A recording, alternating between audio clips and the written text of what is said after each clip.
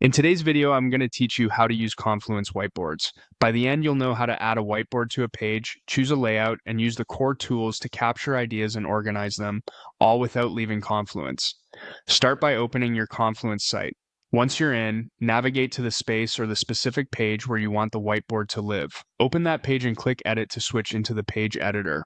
This puts you in the right place to insert new elements. In the editor, open the Insert menu. You can use the on-screen Insert Elements button or the / shortcut to bring up the command palette.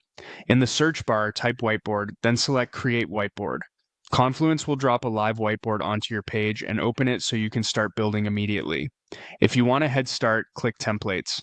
Templates give you structured layouts for common activities like brainstorming, planning, or retrospectives.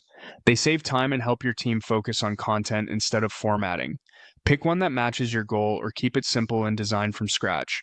To add content manually, click Sticky Note and place a note anywhere on the canvas. Sticky notes are perfect for quick ideas, to-dos, and feedback. You can duplicate them to speed up ideation and arrange them into groups as themes emerge. For sketching and freeform thought, click Pen. Use it to circle important points, draw quick diagrams, or annotate existing elements. Adjust color or thickness to make your marks stand out and keep things readable. To add clear, structured content, click Text. Use text for headings, descriptions, or action items. Combining text with stickies creates a tidy, scannable board that's easy for collaborators to follow. To show relationships, click Line and connect ideas, steps, or owners. Lines make workflows and dependencies visible at a glance, which is especially helpful during planning sessions. To highlight or group visually, click Ellipse and draw around clusters or key themes.